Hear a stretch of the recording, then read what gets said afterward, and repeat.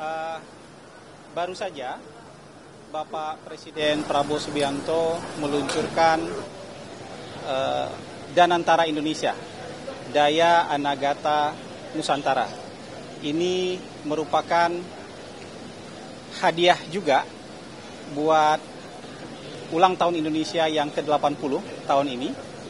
Bapak Presiden menyatakan bahwa dengan adanya Danantara, maka seluruh kekayaan kita, kekayaan bangsa Indonesia dikonsolidasikan dalam sebuah badan bernama Danantara.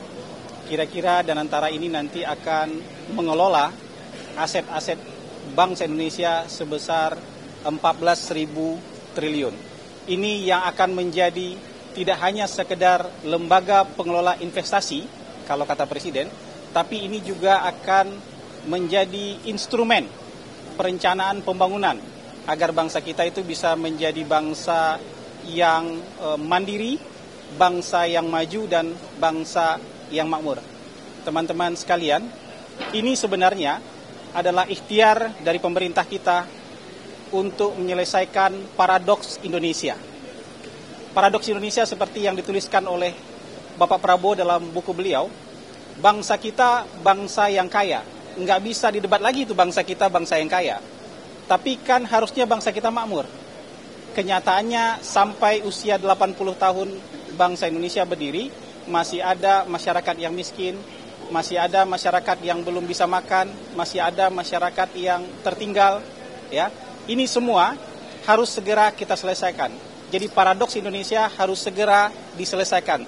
Tidak lagi paradoks, bangsa yang kaya dengan sumber daya alam juga harus bisa makmur, juga harus berhak untuk menjadi negara maju dan negara yang kaya. Itu sebabnya Daya Anagata Nusantara ini nanti akan membiayai sendiri 20 proyek strategis. Ya, ada yang disebutkan oleh Pak Presiden tadi untuk hilirisasi nikel, hilirisasi kobalt, untuk kecerdasan buatan, untuk pembangunan kilang-kilang minyak, dan banyak lain sebagainya. Ini yang akan menopang bangsa kita untuk segera melompat menjadi negara maju dengan pertumbuhan ekonomi 8%. Kira-kira itu yang bisa disampaikan, rangkuman dari yang disampaikan oleh Presiden tadi pada saat peluncuran Daya Anagata Nusantara. Satu-satu ya. Nanti Danantara akan dipimpin oleh Bapak Roslani. Nanti akan dibantu oleh Bapak Pandu Syahrir.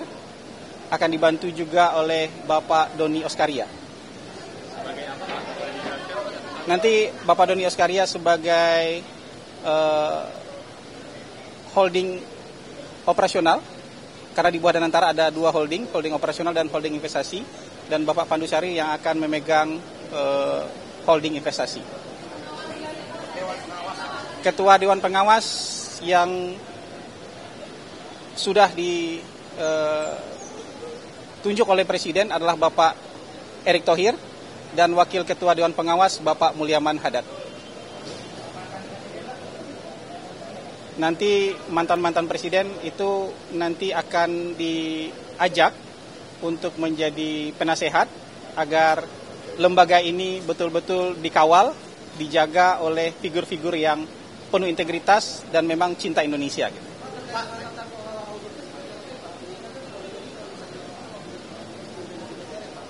Nggak, ini Presiden sudah mencanangkan beliau akan memerangi korupsi, beliau akan menjalankan pemerintahan yang bersih, dan Danantara juga akan dikelola dengan cara yang sama. Ya, pemerintahan yang bersih, pemerintahan yang anti korupsi. Danantara juga dikelola dengan anti korupsi, dengan pengelolaan yang juga bersih. Lembaga-lembaga sejenis di luar negeri itu comply dengan aturan bersama. Aturan bersama itu yang ada dalam prinsip-prinsip Santiago. 24 prinsip pertanggungjawaban, transparansi, akuntabilitas itu yang akan dipenuhi oleh Danantara. Tadi bisa diatur dalam bentuk apa itu Pak? Karena tadi Pak Presiden juga sempat mengingatkan soal audit itu kan Pak. Ya, Presiden kan hari ini akan menandatangani tata kelola Danantara, ya, tata kelola organisasi Danantara, dan di sana akan ditekankan soal prinsip-prinsip transparansi dan akuntabilitas.